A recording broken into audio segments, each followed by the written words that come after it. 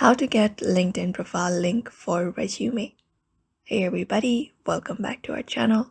In today's video, we are going to learn how we can get the LinkedIn profile URL for the resume. So let's just dive right into the video without any delay. So if you want to get the LinkedIn profile, first of all, you can directly head over to LinkedIn. And once you are logged in with your LinkedIn account, you can head over to this one right here, and open up your profile. So you can go ahead and click on this view profile option.